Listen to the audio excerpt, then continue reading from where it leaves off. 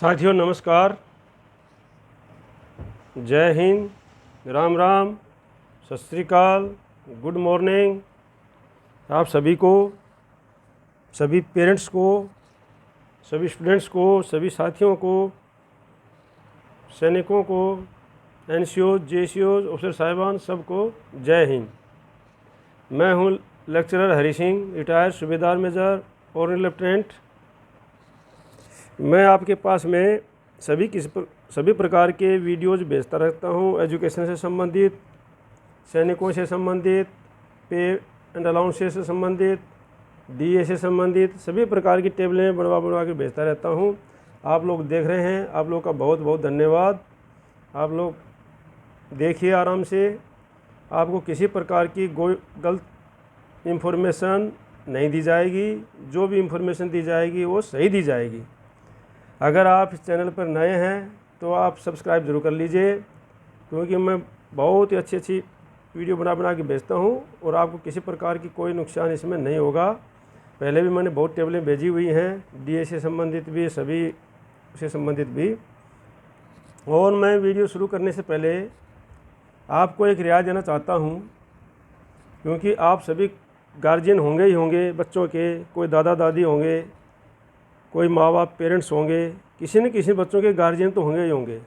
तो मेरा आप सबसे अनुरोध ये है कि आपका बच्चा, बेटा बेटी, पोता पोती जो भी पढ़ता है, कहीं भी पढ़ता है, आप इस पर विशेष ध्यान दें, क्योंकि वही आने वाली आपकी पीढ़ी की जनरेशन उसी के ऊपर निर्भर है। हम लोगों ने, आप लोगों ने जो भी है अपना जीवन व्यतीत किया, लेकिन आने वाली जो जनरेशन है, अगर आप उसको सुधार देंगे तो वो कई पीढ़ियों को सुधार देगा। और उस पर ध्यान देने की बहुत ज़रूरी आवश्यकता है। और उसके लिए आप बिल्कुल भी किसी प्रकार का उस पर इन्वेस्टमेंट करने से ना चुकें। अगर उसकी पढ़ाई के लिए खर्च करना है तो आप अवश्य खर्च करें, क्योंकि बच्चे की पढ़ाई पर किया हुआ खर्च आपको कई हज़ारों गुणिया उस पेड़ की तरह है। जैसे कि एक पेड़ आपने लगा दिया और उसके तने हो गए और उसके बाद शाखाएं हो गई और उस पर दुनिया भर के फल लगते हैं। उसी प्रकार से उसकी एजुकेशन पर किया गया खर्च आपको कई हज़ार गुना जो है वो बढ़ करके इन्वेस्टमेंट देता है।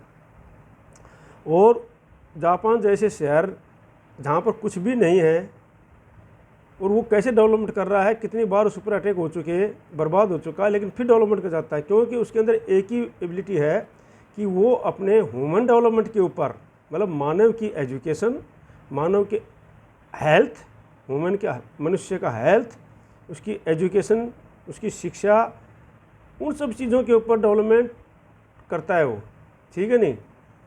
तो उसकी वजह से वो जो बहुत डेवलप करता है। तो मेरी आप सबसे राय है कि आप जो है बच्चों पर विशेष ध्यान दें। जब भी उनकी पेरेंट्स मीटिंग होती है, चाहे महीने में हो, 2 महीने में हो, जब भी कोई टेस्ट होते हैं तो उनके टीचर से ज़रूर मिलें, सब्जेक्ट टीचर से मिलें, जाके पूछें इस बच्चे ने कितना नंबर लिया है, किस चीज़ में इसका नंबर कटा है, क्या किस कारण से कटा है, क्या सब्जेक्ट टीचर की कमी है, या बच्चा ध्यान नहीं दे रहा है, या घर पर उसकी तरफ ध्यान नहीं दिया जा रहा है।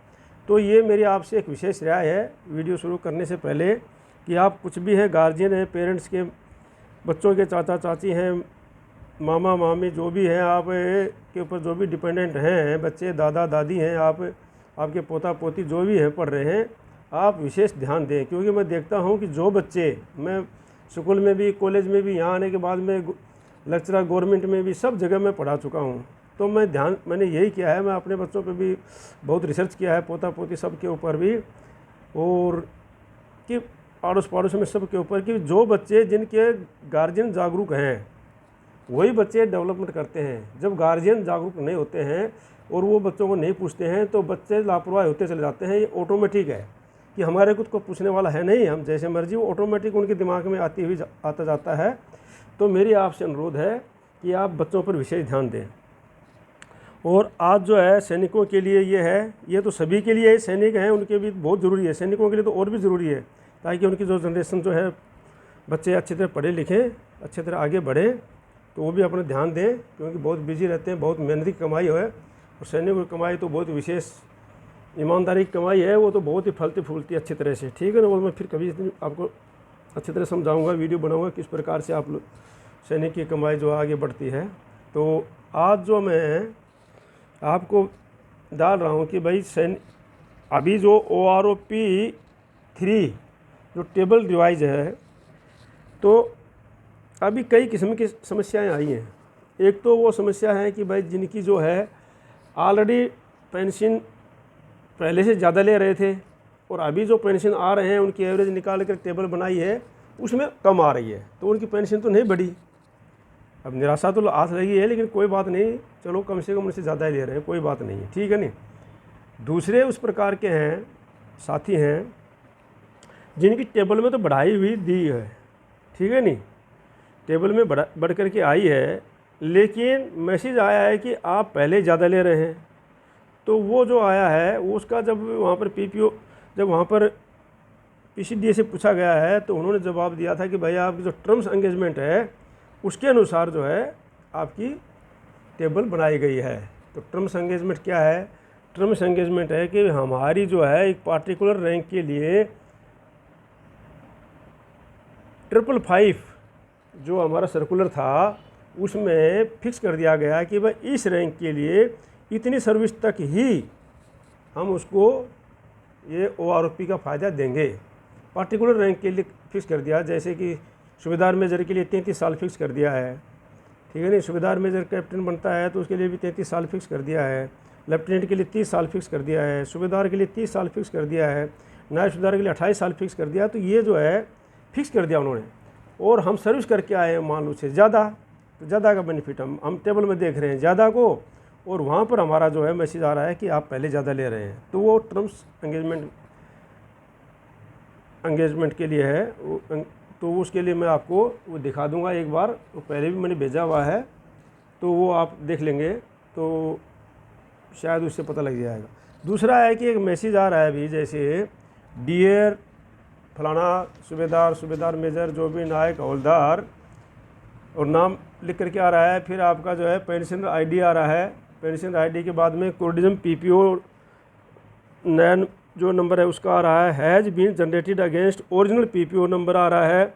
To view your entitlement and latest PPO log on to Sparsh defence pension गौर in using valid credential .for assistance contact your RO/SHO or call 1800180535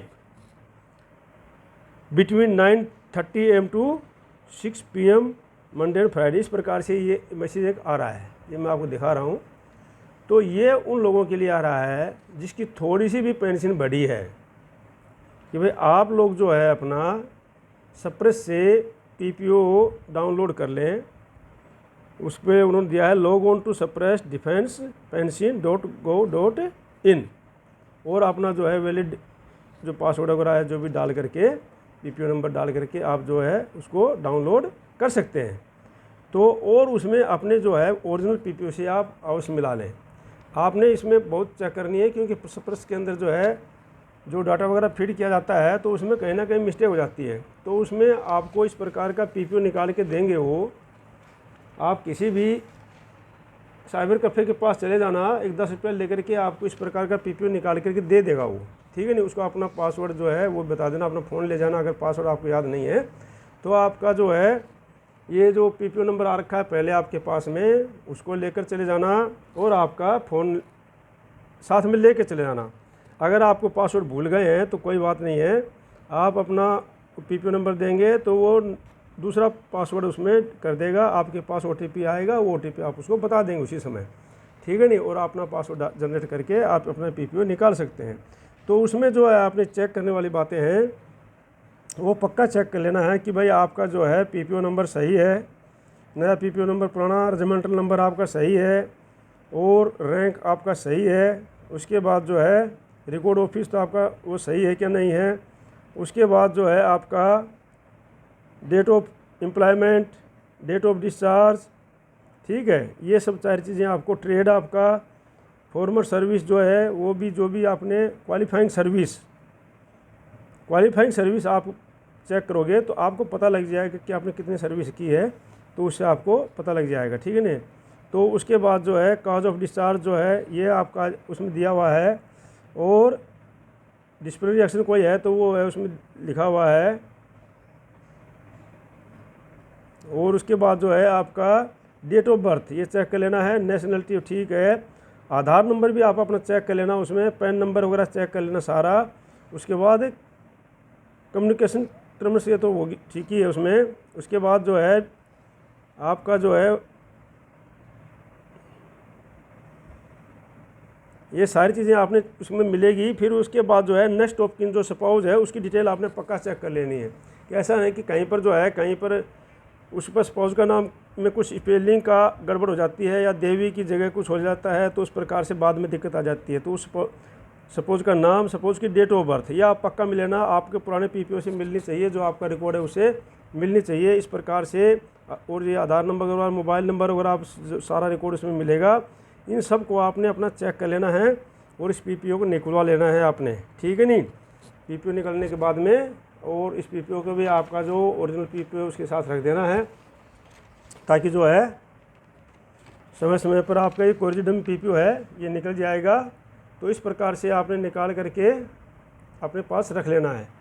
और जो टर्म्स एंड कंडीशन है वो मैं आपको बता देता हूँ भाई किस किस रैंक की है, क्योंकि उससे ज़्यादा अगर आपने टर्म्स ऑफ कंडीशन के अनुसार ही अगर आपने दूसरा है ये हेल्पलाइन नंबर, ये हेल्पलाइन नंबर है उसमें दिया हुआ है, पीपीओ में भी दिया हुआ है। दूसरा ये 2-3 नंबर हैं, हवलदार एंड पटेल पहले भी बताया था मैंने, LO cell PCDA Allahabad, mobile number दिया हुआ है ये आप नोट कर सकते हो। दूसरा लेफ्टिनेंट कर्नल प्लान, ये मोबाइल नंबर है आपका, ठीक है। पहले वाला है 94919444 मतलब 91 94 44 86 75 16। दूसरा है मोबाइल नंबर आपका 91 96 06 84 73 13। तो इन पर आप जो है कभी भी फ़ोन कर सकते हैं। और ज़्यादा से ज़्यादा अपने सैनिकों को इसको जो है आपने शेयर करना है और चैनल को सब्सक्राइब जरूर कर लेना है और ज़्यादा ज़्यादा इसको शेयर करना है और लाइक करना है। तो जो पीसीडीए ने जो भेजे हुए टर्म्स एंड कंडीशन वो भी मैं आपको दिखाता हूँ। जैसे सिपाही के लिए जो है समय समय पर दिया गया है, ये पहले जो है ये अलग अलग टाइम का दिया गया है, तो उस दौरान जो सिपाही पेंशन आए हैं उसके लिए वो लागू है। जैसे 1/6/1953 टू 19/5/1998 के लिए 20 साल था, फिर 3/5/98 से लेकर टिल डेट तक 22 ईयर्स हो गया था सिपाही के लिए। और एक्सेप्शन जो है बीच बीच में दिया गया है कि जब जब इनकी बढ़ाई गई है तो 26/10/1962 से लेकर के 10/1/1968 तक 28 साल का सिपाही का भी चलता है। अगर उसके दौरान कोई किसी का करके आया है कोई भी, तो 28 साल तक भी करके आया है तो भी उसको बेनिफिट मिलेगा। इसी प्रकार से 4/8/1971 से लेकर के 3/8/1971 तक अगर सिपाही 22 साल करके आया है तो भी उसको पूरा बेनिफिट मिलेगा। और 1/8/2002 से लेकर 31/12/2002 तक अगर कोई 23 साल भी करके आया तब भी उसको बेनिफिट मिलेगा, क्योंकि उसमें रोक दिया गया था उनको, ठीक है नहीं। और इस प्रकार से जो है ऑर्डनरी नायक का है ये 26/1/1988 से लेकर 29/5/1998 तक अगर वो 22 साल तक ऑर्डनरी नायक करके आया तब उसको बेनिफिट मिलेगा। और 30/5/1998 से लेकर टिल डेट तक 24 साल तक के नायक को बेनिफिट मिलेगा, ठीक है नहीं। और जो है बाद में बढ़ा दिया गया था नायक का ये टाइम स्केल नायक का लिए 22 साल। और उसके बाद नायक के लिए जो है ये मैक्सिमम जो है 1/5/1953 से लेकर 30/11/1976 तक 22 ईयर्स का था। और 1/12/1976 से लेकर 29/5/1998 तक फिर 24 साल का था। और 1998 के साल के बाद में 26 ईयर कर दिया गया है। और एक्सेप्शन वही जो है कि भाई 1 साल के लिए रोक दिया गया था 2001-2 में, तो उसके लिए वो 27 साल 28 साल भी था उसका, ठीक है नहीं, तो उसको भी बेनिफिट मिलेगा ये ठीक है।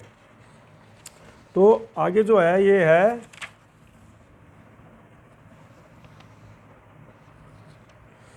1/1/1973 से लेके ये 19/5/1998 तक जो है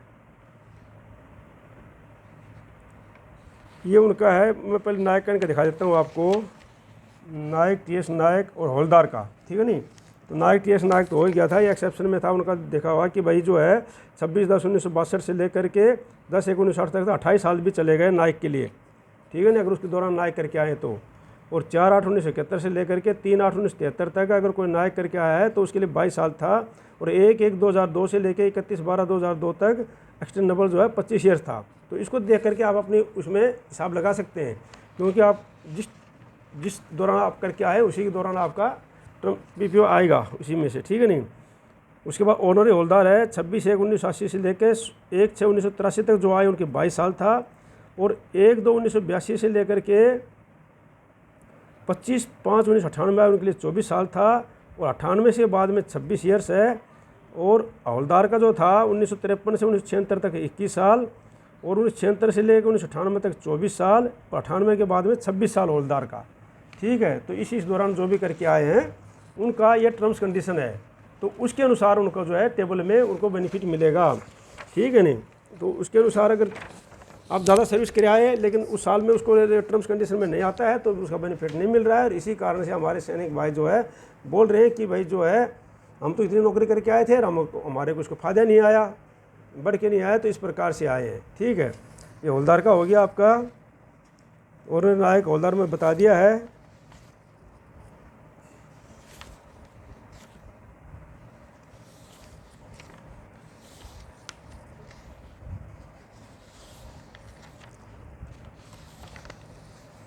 तो ये जो है मेन जहाँ पर दिक्कत आ रही है वो आ रही है ऑर्डनरी सूबेदार मेजर में। तो ठीक है 33 साल तक दिया है उन्होंने सूबेदार मेजर को, तो सूबेदार साहब को 30 साल तक दिया हुआ है, ठीक है नहीं। सूबेदार साहब को 30 साल तक दिया हुआ है। और बीच में एक्सेप्शन 2 दिया है उन्होंने 26/10/1962 से 32 साल भी दिया हुआ है, ठीक है नहीं। और 30 साल तक दिया हुआ है। उसके दौरान जो 62 से लेकर के जो गए थे उनको 32 साल के लिए फ़ायदा मिलेगा, उनको ऐसी बात नहीं है। और सूबेदार मेजर का जो है 32 और 33 साल दिया हुआ है। 32 और 33 साल का फ़ायदा मिलेगा कि पहले 32 साल था 98 तक, 98 के बाद में 33 साल का दिया फ़ायदा इन्होंने दिया है। ऑर्डनरी लेफ्टिनेंट के लिए चक्कर पड़ रहा है। ऑर्डनरी लेफ्टिनेंट के लिए बहुत साहबों का फ़ोन आ रहा है कि भाई हमारे को तो 46,300 मिलना चाहिए, लेकिन हमारे को मिल रहा है वही बढ़ करके नहीं आया हमारा, तो क्या चक्कर है। तो उनका चक्कर ऐसा है, ऑर्डनरी लेफ्टिनेंट साहब जो है 1953 से लेकर के ये 1900 पहले था ये 28 साल 32 सीनियर केस ऑफ दी सूबेदार मेजर ऑर्डनरी लेफ्टिनेंट। तो उस दौरान जो है सूबेदार मेजर के लिए था। अब जो है 1/3/1968 से लेकर 29/5/1998 तक ये 32 years in case of the सूबेदार मेजर, बाकी के लिए 28 साल था ये। लेकिन 98 के बाद 98 से टिल डेट कर दिया इन्होंने सूबेदार मेजर ऑर्डनरी लेफ्टिनेंट के लिए 21 से 30 साल, 21 to 30 साल कर दिया, ठीक है नहीं। सूबेदार मेजर ऑर्डनरी लेफ्टिनेंट इन्होंने कर दिया 21 से 30 साल तक। तो जो सूबेदार मेजर बने हैं ऑर्डनरी लेफ्टिनेंट या से बने हैं या कैसे भी बने हैं, हाँ, ये जो है इनके लिए चक्कर पड़ा हुआ है कि भाई ये 30 साल का बेनिफिट दे रहे हैं और ये जो है उनको मिलना चाहिए कितना, भाई जो 32 का तो 32 मिलना चाहिए। तो इस प्रकार का चक्कर पड़ा हुआ है। ऑर्डनरी कैप्टन के लिए तो ठीक है, ये ऑर्डनरी 28 से ये 1968 से फिर ऑर्डनरी कैप्टन के लिए तो 33 साल इन्होंने बेनिफिट दे दिया है। तो ये था उनके लिए। ऑर्डनरी कैप्टन का है ये 1998 से लेकर के 21 से 33 साल का दिया हुआ है, ठीक है नहीं। 98 तक 32 साल का था, उसके बाद एक्सटेंडेबल दे दिया है अप टू। तो इस प्रकार से अगर टर्म्स कंडीशन के अंदर आपका जो है उसमें नहीं आ रहा है तो आप इसको चेक कर सकते हैं। और अगर फिर भी आपका नहीं आता है तो आप इंतज़ार कर लें 1 महीना, और नहीं तो फिर जो है अपना PCDA को लिए डाल दें उसमें अपने उसमें सपर्स में। तो उस प्रकार से आप लिख सकते हैं। बाकी ठीक है, मैं आपको बता रहा हूँ कि मैं बार बार इसमें भेजता रहता हूँ, आगे भी भेजता रहूँगा। और सारी जैसे DA आपका डिक्लेयर होगा तो मैं पेंशन फैमिली पेंशन और उनकी टेबल बना के डाल दूँगा।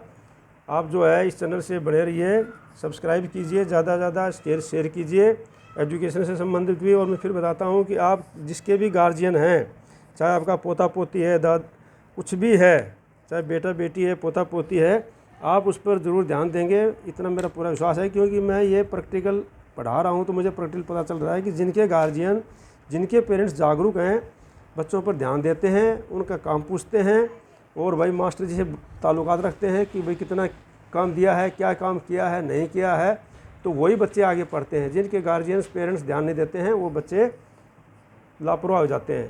तो आप ज़्यादा से ज़्यादा सब्सक्राइब कीजिए, लाइक कीजिए और शेयर कीजिए। वीडियो देखने के लिए आपका बहुत बहुत धन्यवाद। अगले वीडियो में मिलता हूँ। आगे कोई अच्छा वीडियो मैं आपके लिए बना करके भेजूँगा। जय हिंद, जय भारत।